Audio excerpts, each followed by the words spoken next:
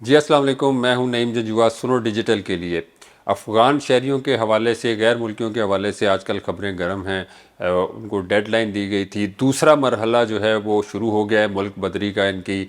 और उससे पहले जो है वो हुकूमत की तरफ से 31 मार्च की डेडलाइन दी गई थी कि 31 मार्च तक जो रज़ाकाराना तौर पर जाना चाहते हैं वो 31 मार्च तक चले जाएं। अगर कोई नहीं जाते उसके बाद हुकूमत की तरफ से कार्रवाइयाँ की जाएंगी। और हम देख रहे हैं कि मुख्तलिफ़ शहरों में अफ़गान बाशिंदों को हिरासत में भी लिया जा रहा है। खुफिया मालूमात जो हैं वो काफ़ी इकट्ठी की गई थी और अभी मज़ीद भी जो है वो इकट्ठी की जा रही हैं कार्रवाइयों के लिए। चूँकि अब डेडलाइन ख़त्म हो चुकी है तो उसके बाद ज़ाहिर है हुकूमत की तरफ से कार्रवाइयाँ की जाएंगी, इनको हिरासत में लिया जाएगा और इनको मुंतकिल किया जाएगा यहाँ से।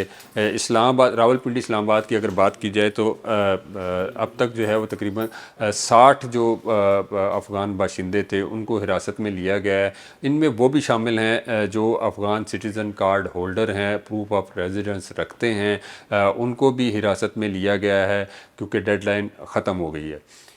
लेकिन 30 जून तक इनको कहा गया है कि ये रज़ाकाराना तौर पर जा सकते हैं। 30 जून 2025 तक ये पाकिस्तान में रह सकते हैं, उसके बाद ये भी गैर कानूनी करार दिए जाएंगे।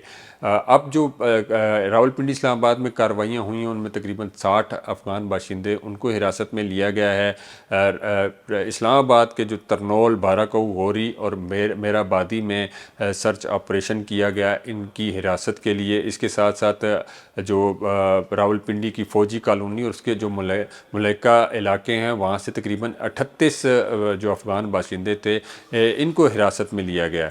अफ़गान बाशिंदों के लिए जो इस्लामाबाद में पुराना हाजी कैंप है वहाँ पे एक आर्जी कैंप बनाया गया है जहाँ पे वो उनको मुंतकिल किया जाएगा। और आगे फिर लंडी कोतल तुरखम बार्डर पे जो है वो एक कैंप बनाया गया है, यहाँ से वहाँ मुंतकिल होंगे और वहाँ से फिर उनको उनके अपने वतन में भेजा जाएगा।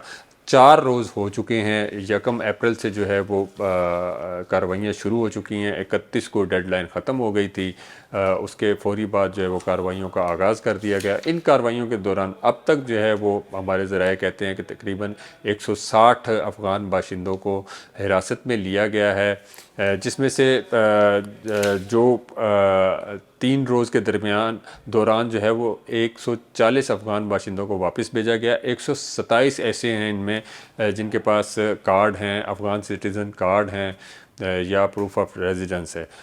उसके अलावा जो तकरीबन 13 अफ़गान बाशिंदे इनके पास किसी किस्म की कोई दस्तावेज़ात नहीं थी, बिल्कुल गैर कानूनी तौर पर रह रहे थे, इनको पकड़ा गया। अब 2 जगहों पे इनकी रजिस्ट्रेशन की जा रही है। एक रजिस्ट्रेशन पहले मरले में वहाँ की जाती है जहाँ से इनको हिरासत में लिया जाता है, पुलिस है या इदारे हैं जो भी इनको हिरासत में लेते हैं उनका डेटा जो है वो सारा लिखा जाता है, वहाँ पर रजिस्ट्रेशन की जाती है।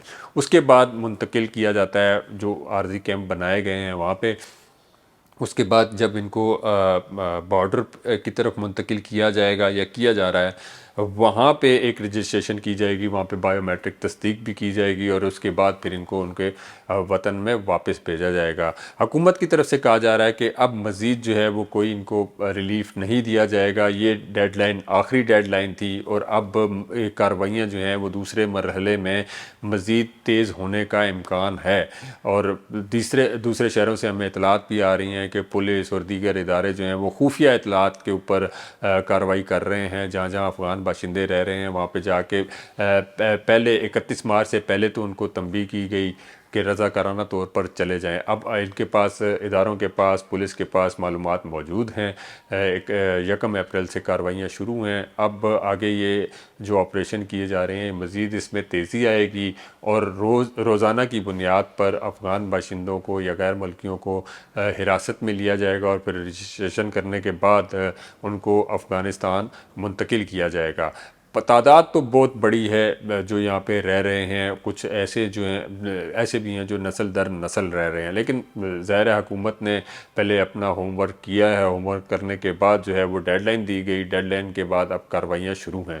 मज़ीद जिस तरह कार्रवाइयाँ होती रहेंगी हमारे पास जो इन्फॉर्मेशन होगी वो आपके साथ मैं शेयर करता रहूँगा।